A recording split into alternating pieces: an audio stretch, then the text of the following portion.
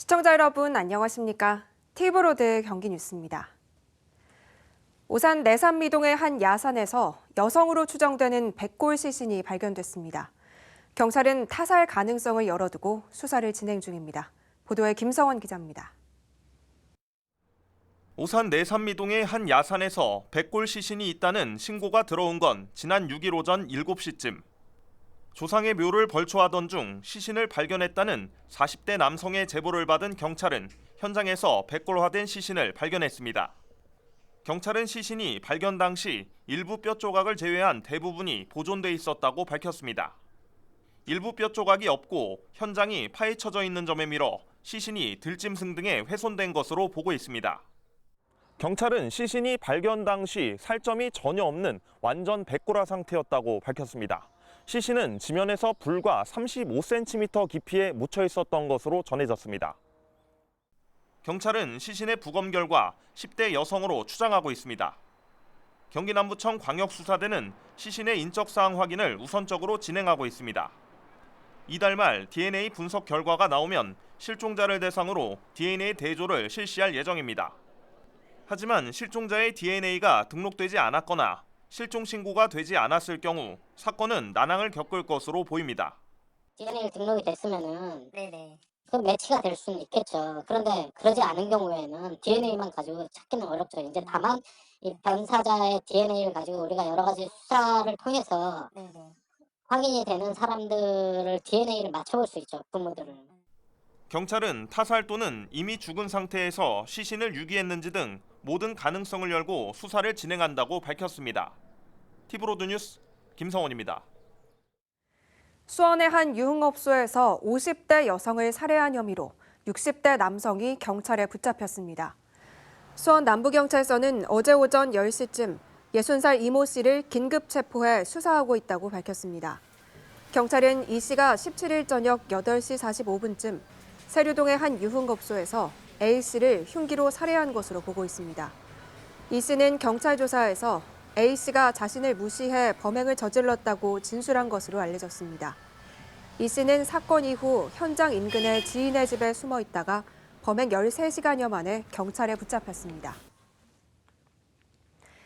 네이버가 용인시 공세동에 추진해온 데이터 센터 건립을 중단하겠다고 밝혔습니다. 사업 부지 인근 주민들의 반대로 2년 가까이 사업을 진행하지 못한 네이버가 먼저 포기 의사를 밝힌 건데요. 용인시는 네이버 측에 다른 부지를 제안하겠다는 입장이지만 녹록치 않아 보입니다. 박희봉 기자가 보도합니다.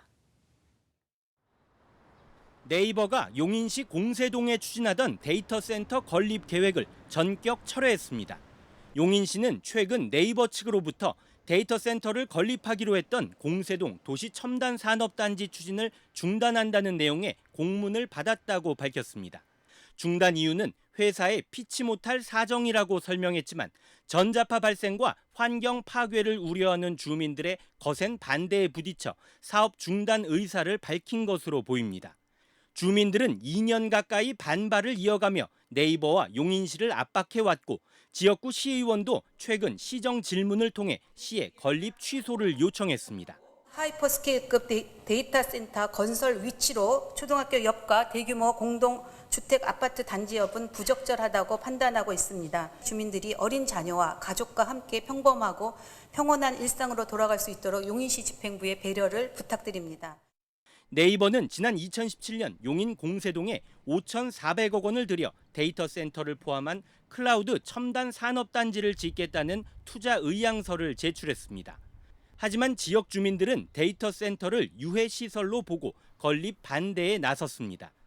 센터가 가동될 경우 전자파 발생과 함께 냉각탑에서 오염물질이 나와 주민 건강에 악영향을 끼칠 수 있다는 이유입니다.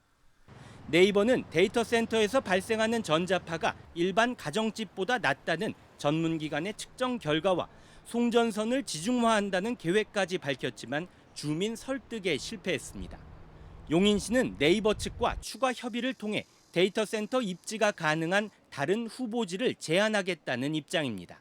서인 지역도 상당히 사업하기 좋은 위치고 교통도 좋고 그러니 한번 생각해보라. 저희들은 의사가 있다 그러면 뭐 어디든 적극적으로 올 수 있기 때문에 뭐 어떻게든 유치시켜야죠. 현재 국내 클라우드 시장의 80%는 해외 업체들이 장악하고 있는 상황.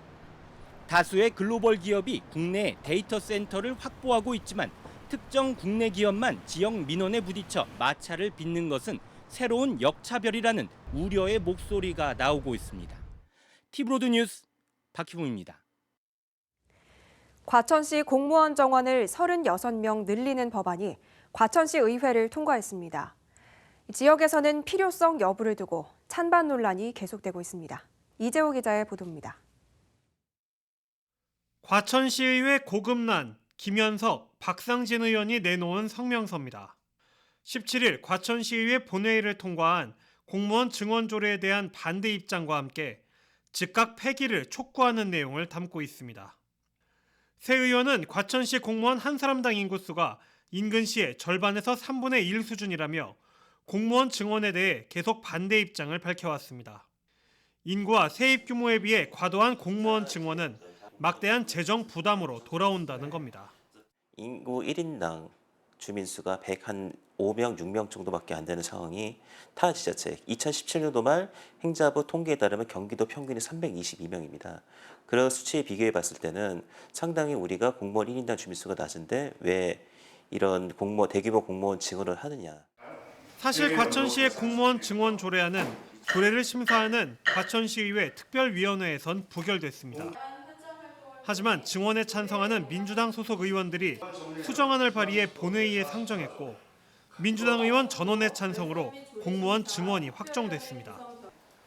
과천시는 각종 개발 사업과 늘어나는 행정 사무에 대비해 불가피한 조치란 설명입니다. 특히 내년 하반기부터 인구가 급증할 것으로 예상된다며 공무원 증원이 반드시 필요하다고 보고 있습니다.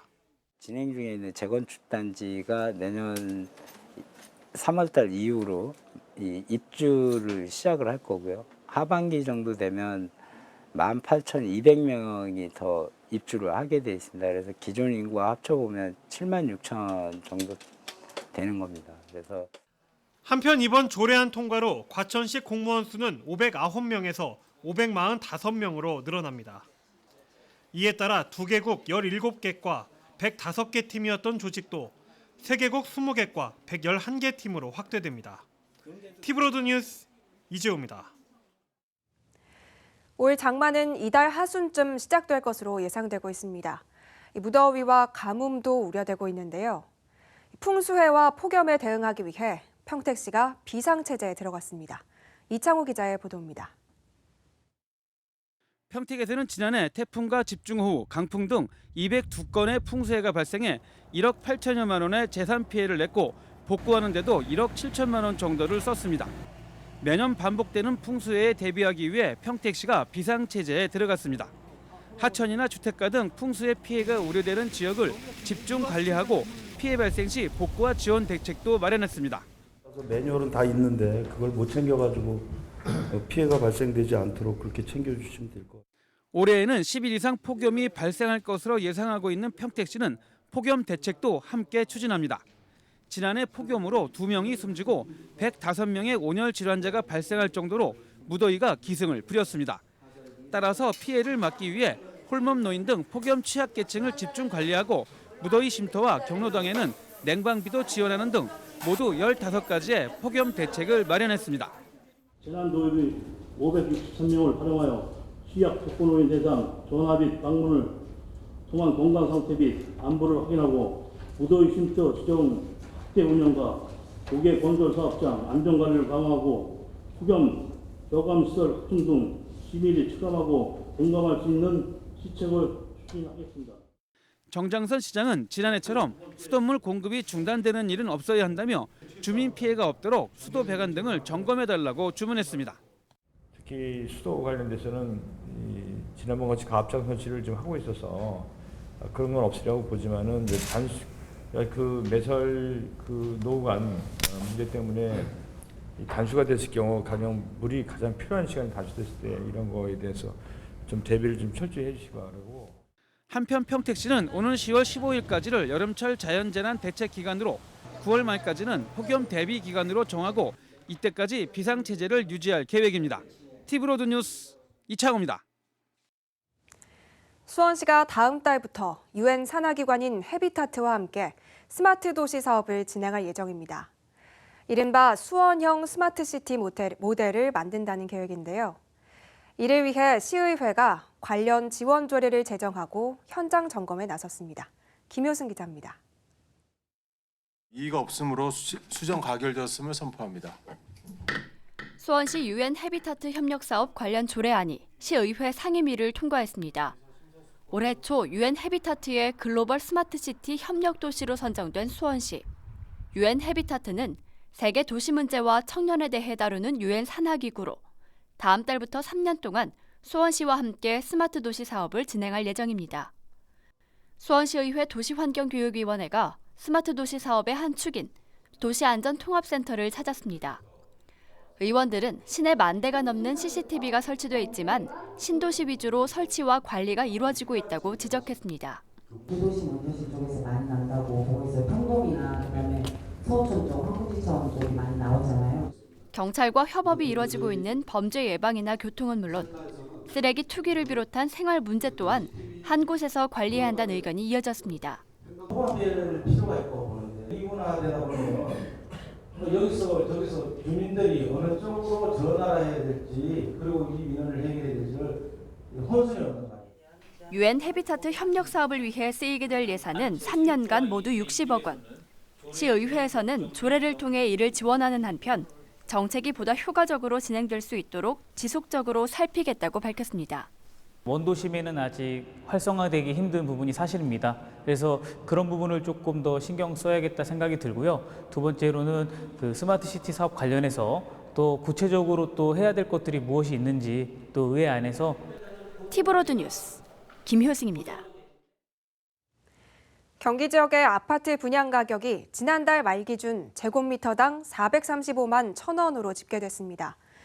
주택도시보증공사가 공개한 전국 민간 아파트 분양 가격 동향에 따르면 도내 민간 아파트의 제곱미터당 평균 분양가는 지난해 같은 기간보다 9.12% 올랐고 전달보다는 1.36% 떨어졌습니다. 지난달 도내 신규 분양 민간 아파트 물량은 5,896가구로 지난해 같은 기간 대비 36.69% 감소했습니다.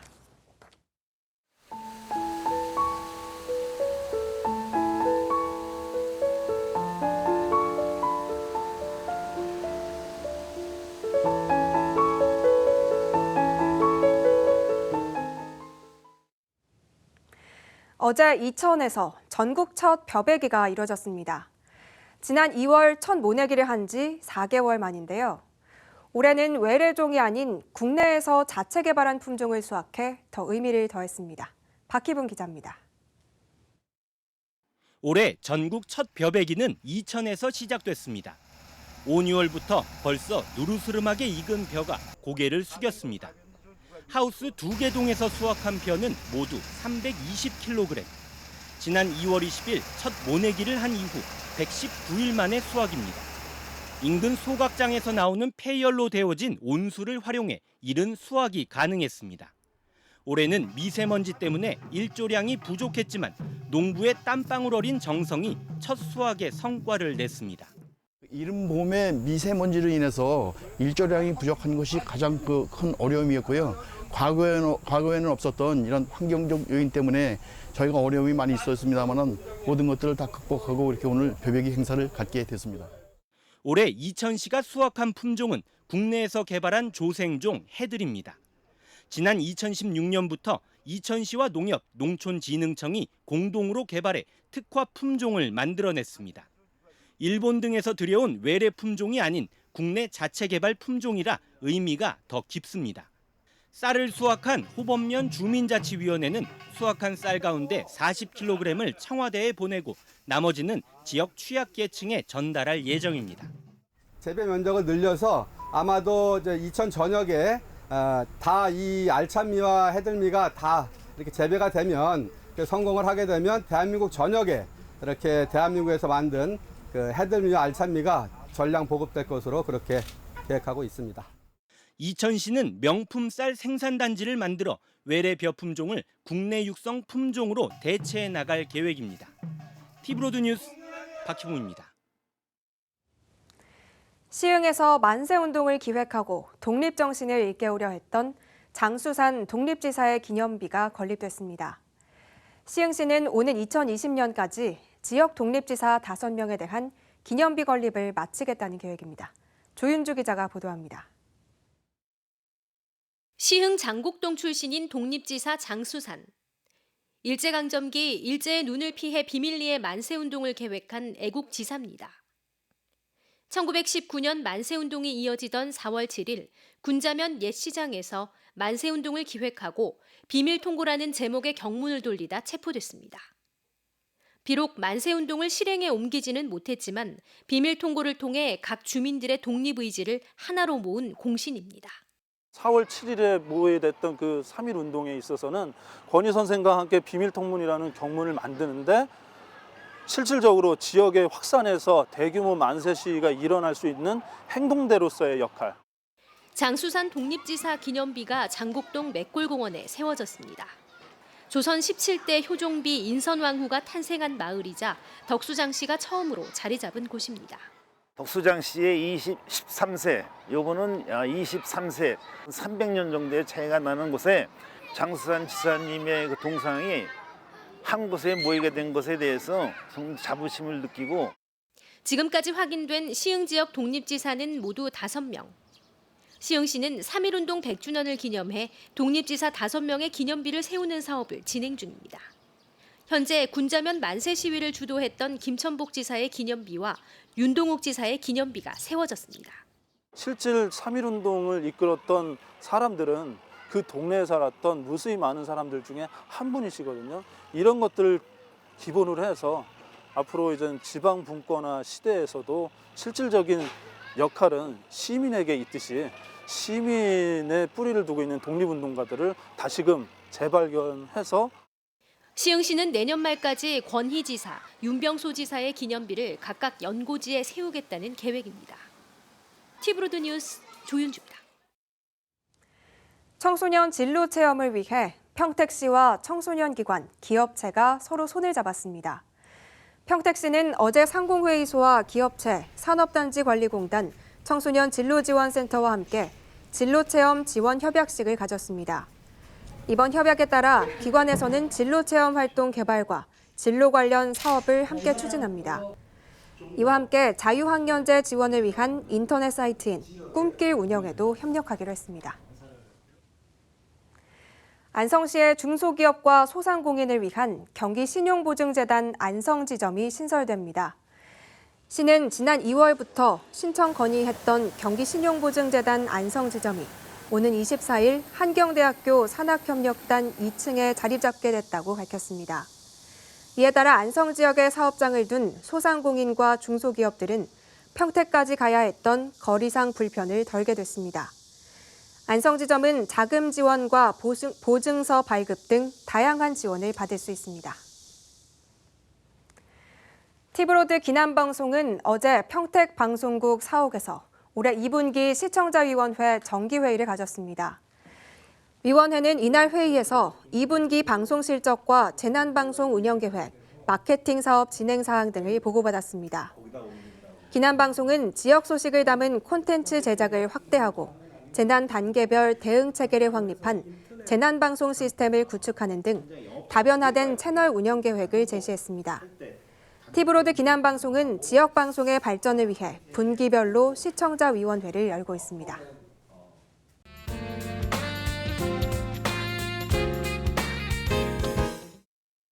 누군가의 이름이 생각나지 않거나 물건을 둔 자리를 까맣게 잊어버리는 증상. 현관문 비밀번호가 생각나지 않고 머릿속이 깨끗한 백지처럼 느껴지는 증상. 바로 치매를 의심해 볼 수 있는 증상들인데요. 여기에서 치매란 성장기에는 정상적인 지적 수준을 유지하다가 후천적으로 인지 기능의 손상 및 인격의 변화가 발생하는 질환을 말합니다. 치매를 유발하는 원인은 8, 90가지로 알려져 있지만 대표적인 원인을 2가지 꼽아볼 수 있는데요. 그 첫 번째로 알츠하이머 병입니다. 알츠하이머병은 치매의 전체 원인 중 약 50%를 차지하는데요. 기억과 지적 능력을 유지하는 데 중요한 신경세포들이 많이 없어지고 뇌신경세포 사이에서 오가는 필요한 특정 화학물질의 양이 많이 떨어진 현상을 말합니다.